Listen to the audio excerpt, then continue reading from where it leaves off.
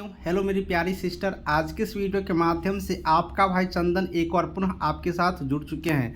बिहार स्वास्थ्य विभाग के अंतर्गत अभी बीटीएससी परमानेंट नौकरी जब आगे आएंगे एएनएम का, उसके लिए एक नई नियमावली बन रहे हैं। और इस नई नियमावली में जो यहाँ पर प्रोसेस होगा, लिखित एग्जामिनेशन, आपके जो एक्सपीरियंस का अंक, उन सारी चीज़ों को देखते हुए आपकी जो यहाँ पर फाइनल मेरिट लिस्ट बनाए जाएंगे, उसके लिए सुझाव मांगे हैं। कैसे कैसे सुझाव देना है, जिन जिन पॉइंटों को आपको देना, उन सारी चीज़ों पर सुझाव मांगे हैं। तो आपके लिए मैं एक और जानकारी अपडेट लेकर के आया हूँ कि इस नियमावली में मेरे दृष्टिकोण से लग रहा है कि कुछ चीज़ों को सुधार करनी चाहिए जो कि अभी तक उस नियमावली में अंकित नहीं है। अगर आप एएनएम हैं और चाहते हैं कि मैं नौकरी लेने में थोड़ा सा और सहूलियत प्राप्त करूं, आसानी हो बीटीएससी के अंतर्गत परमानेंट नौकरी में, तो बिल्कुल रूप से आप लोग इन पॉइंटों पर ध्यान दीजिएगा और बिल्कुल रूप से इन चीज़ों को अभी ही टाइम है सही करवाने का, बिल्कुल रूप से करवा सकते हैं। क्या है पूरी जानकारी, चलिए ऑफिशियल नोटिस पर और डिटेल्स में देखते हैं। देखिए यही है ऑफिशियल नोटिस, आप लोग देखे ही होंगे, हम पिछले वीडियो में दिखाए थे।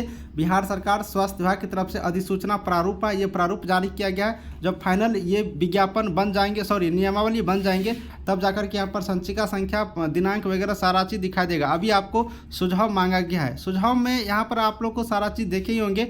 बहुत सारे कैंडिडेट कल कह रहे थे पिछले वीडियो के माध्यम से कि 21 वर्ष ही रहना चाहिए, 21 वर्ष अच्छी मतलब ठीक है। अब बहुत सारे कैंडिडेट 18 वर्ष की मांग कर रहे थे। तो चलिए 21 वर्ष और 18 वर्ष में ज़्यादा अंतर नहीं होगा, क्योंकि अभी जो विज्ञापन आएंगे उसमें थोड़ा सा समय लगेगा, इसलिए जो 18 वर्ष वाले होंगे वो भी 21 के आसपास पहुंच ही जाएंगे। तो इसमें ज़्यादा इशूज नहीं है। और यहाँ पर अगर आप लोग बात करेगा तो यहाँ पर जो मैं मेटर का जो बात करने वाला हूँ इन पॉइंटों का, यहाँ पर कह रहे हैं कि प्रतियोगिता परीक्षा के लिए पूर्णांक 100 अंकों का होगा और बिहार राज्य के अंतर्गत अवस्थित राज्य के सरकारी अस्पतालों में जो कार्य करेंगे संविदा पर, उसके लिए 5 अंक, अधिकतम 25 अंक दिए जाएंगे।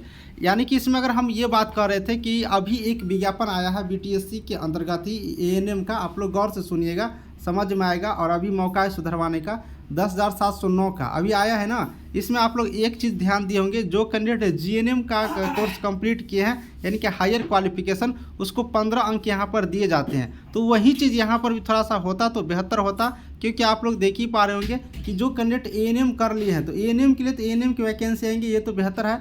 एएनएम के बाद अगर वो जीएनएम का कोर्स करते हैं तो उनको तो कुछ ना कुछ फ़ायदा मिलना चाहिए, क्योंकि अभी वाले वैकेंसी में मिल रहे हैं। और उसके बाद जब लिखित एग्जामिनेशन वाले आ रहे हैं तो इसमें भी जीएनएम का भी अगर आप हायर किए हैं तो कुछ अगर इनको यहाँ पर पॉइंट दे दिया जाता तो इन लोगों को फ़ायदा होता। क्योंकि आप लोग समझ ही सकते हैं, पहले एएनएम कीजिए, 2 साल एएनएम का टाइम दिया गया, फिर 3 साल आप जीएनएम में टाइम दिए और कोई फ़ायदा अगर नहीं मिला तो फिर जीएनएम करने से क्या हुआ, कुछ नहीं हुआ।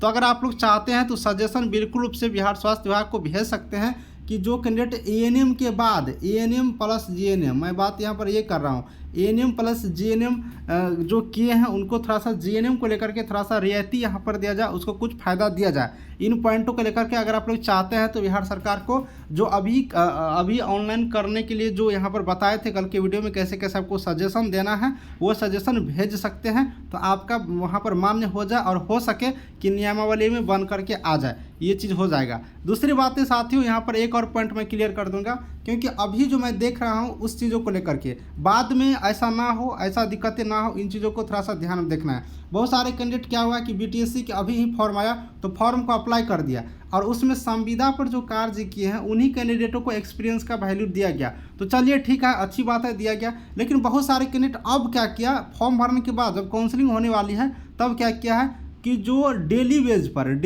पर या फिर शॉर्ट टर्म के लिए यानी कि कुछ ही दिनों के लिए उनको सरकार रखे थे कार्य करने के लिए और उन लोगों को एक्सपीरियंस नहीं दिया गया, तो इन लोगों ने कोर्ट में केस कर दिया। चलिए, इनका अधिकार था, ये लोग कोर्ट में केस किए, इसके लिए मैं कुछ नहीं कह रहा हूँ। लेकिन मेरे कहने का मतलब ये है कि अभी जब नियमावली बन रहे हैं तो इन पॉइंटों का भी जिक्र कर देना चाहिए कि सिर्फ जो संविदा पर कार्य करेंगे उन्हीं को मिलेगा या फिर डेली वेज वाले को मिलना चाहिए कि नहीं मिलना चाहिए। नहीं मिलना चाहिए तो क्यों नहीं मिलना चाहिए। शॉर्ट टर्म के लिए यानी कि छोटे समय के लिए इन लोगों को अगर कार्य करने के लिए रखे जाते हैं तो इनको मिलना चाहिए कि नहीं मिलना चाहिए, इन पॉइंटों को क्यों नहीं ध्यान में दिया जाता है। इन चीज़ों को थोड़ा सा समझ में रखना चाहिए, तब जा करके बाद में कोई दिक्कत नहीं होगा, सारा चीज़ यहाँ पर क्लियर हो जाएंगे। तो ये सारे पॉइंट का भी अगर आप लोग चाहते हैं तो सजेशन भेज दीजिएगा, जिससे कि नई नियमावली बनेगा तो उसमें सारा चीज़ स्पष्ट रहेंगे। यही चीज़ थोड़ा सा जानकारी देना था, बाकी आप पे डिपेंड करता है कि आप ये सारे चीज़ करना चाहते हैं या नहीं। आप लोग सोच समझ कर अपना सजेशन देने का कोशिश करिएगा, अभी टाइम है और आप लोग सजेशन दे सकते हैं। चलिए इसी टाइप की कोई और नई जानकारी प्राप्त होगा तो मैं आपको अपडेट दूंगा। आज के इस वीडियो के माध्यम से इतना ही रहने देता हूँ। Thank you.